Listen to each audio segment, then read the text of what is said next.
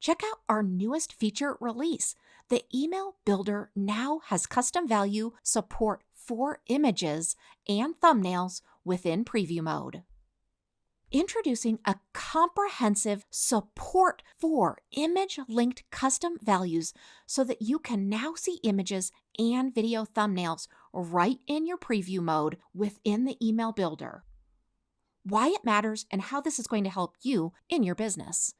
You no longer need to rely on test emails or previews to check custom values for images or video thumbnails.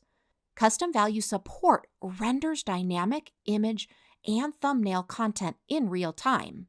This feature is directly linked to a recent update allowing you to preview and integrate custom values such as contact information, proposal variables, or anything else so that you can see those right in the email builder.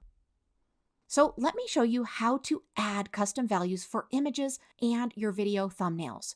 First, you're going to be in the left-hand navigation menu and you're going to click Marketing.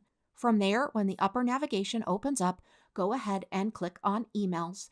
And from there, I want you to either create a new email campaign, or if you'd like to, you can, of course, edit an existing one.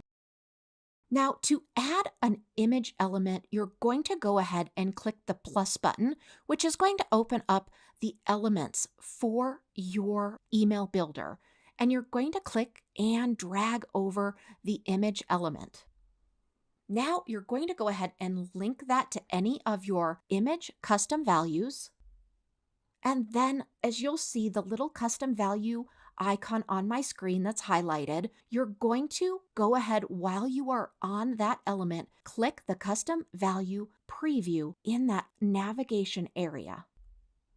Now you can even click proposals to see those new custom values that have been added that relate specifically to proposals. Go ahead and play around in this because under recipient, there are a ton of new custom values added as well.